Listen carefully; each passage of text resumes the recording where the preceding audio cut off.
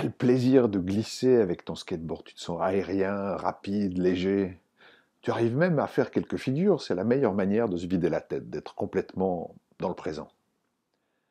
Tu descends à fond la Nudushi, depuis la gare jusqu'au lac, en slalomant entre les voitures et les bus. Les conducteurs klaxonnent, s'énervent, te font des signes, mais toi tu files, tu te faufiles, tu jubiles, c'est trop bien, ça donne une de ces pêches. Tu n'avais jamais fait ça auparavant, mais là tu es étonné comme c'est facile et grisant.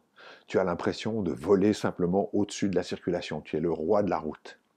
Tous ces mécontents qu'ils aillent se faire foutre, tu es invulnérable, personne ne peut rien contre toi. Quelle sensation de liberté, le vent sur ta peau, dans tes cheveux. C'est tellement bien que tu as senti le besoin d'être nu et tu t'es déshabillé. Ton énergie, elle a décuplé depuis plusieurs jours et ça ne tarit pas malgré l'absence totale de sommeil. Hier en boîte, ça a été l'apothéose. Tu as dansé toute la nuit.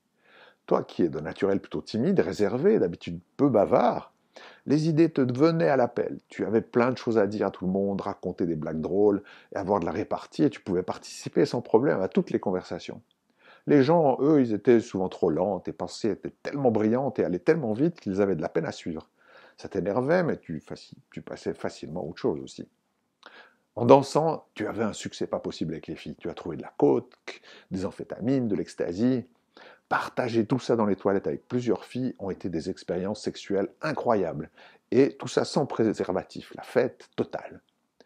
Tu étais tellement lancé que tu ne voulais plus partir. Tu t'es battu avec les videurs qui ont fini par te jeter dehors en te brutalisant. Ça t'a bien énervé, mais tu ne t'es pas laissé faire et tu t'es battu avec eux. Les traîtres, eux, qui étaient si sympas quand tu alignais les bouteilles de champagne. Quand les flics sont arrivés au bas de ta descente de skateboard, tu t'es aussi battu avec eux parce qu'ils voulaient t'empêcher de te baigner dans le lac. Les rabat-joie, vraiment chiants de ne pas te laisser aller jusqu'au bout.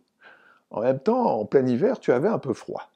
Leur couverture était finalement assez bienvenue. Tu ne savais d'ailleurs plus exactement quel était ton plan. Tu leur as expliqué, mais c'était un peu embrouillé. Tu voulais tout leur dire, en commençant par le début. Ta naissance, et puis l'amour que tu as rencontré cette nuit avec cette fille dont tu ne te rappelles plus vraiment le nom, mais qui est vraiment l'amour de ta vie, et que tu voulais retrouver, qu'elle te verrait descendre nue sur ton skate, et que vous vous retrouviez pour faire l'amour avec elle et avec le lac, plonger pour ensemencer les poissons du lac dans la grande multitude, multiplier les poissons et sauver la planète du réchauffement climatique. Tu n'as pas fini ta mission. Ce n'était pas juste de t'enfermer dans une chambre à l'hôpital. Juste au moment le plus exaltant de ta vie, juste avant que tu puisses accomplir de grandes choses. D'ailleurs, une voix, celle de Dieu, te l'avait confirmé. S'accoupler avec le lac aurait pu sauver la planète du réchauffement climatique. Tous ces cons qui ne comprennent pas, qui te freinent en prétendant que tu es malade, ils ne comprennent rien. Dans cette chambre d'hôpital, c'est super calme. Tu en profites pour essayer de mettre un peu d'ordre dans tes idées, mais ça te frustre aussi terriblement d'être freiné alors que toutes ces opportunités sont là et que tu es prêt et en forme pour les réaliser. Ton énergie, comment la canaliser?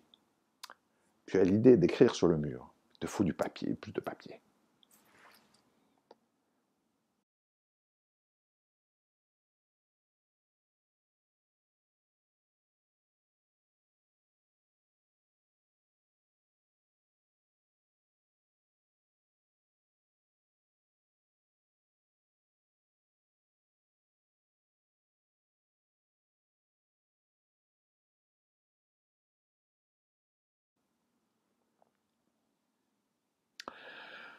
Après coup, tu te rends compte que ça a été un peu trop loin. Le côté puissant, exaltant te manque, mais il te fait peur aussi maintenant.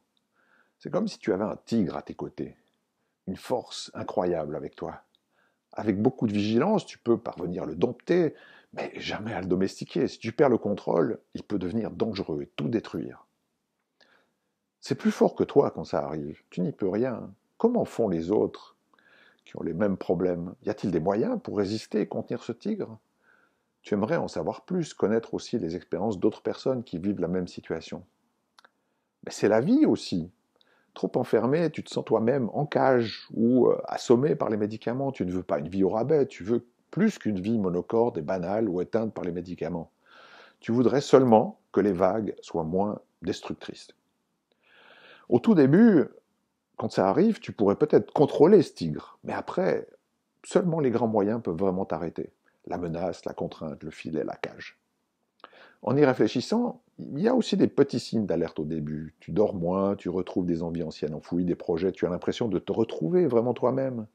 La sensation est très très agréable et complètement naturelle. Sur le moment, c'est difficile pour toi de constater que ce mieux est en fait un moins bien. Peut-être qu'avec un peu plus d'expérience et d'attention, tu pourrais à l'avenir devenir suffisamment vigilant et discipliné, apprivoiser cette force en toi. Mais aujourd'hui, c'est au-delà de tes forces. Tes proches, eux, ils ont très mal vécu les épisodes précédents. Traumatisés, ils sont hyper attentifs à tout ce qui dérape chez toi.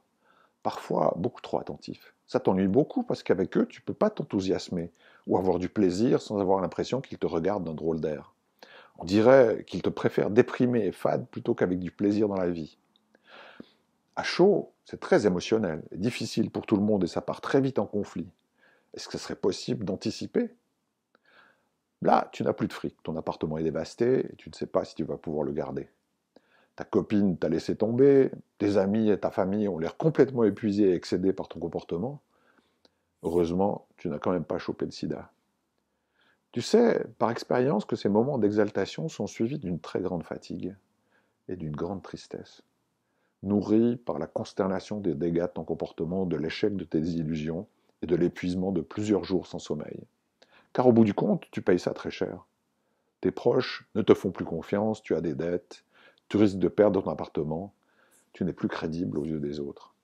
Si au moins quelqu'un pouvait t'aider à te reconstruire, à t'accompagner dans toutes ces démarches compliquées.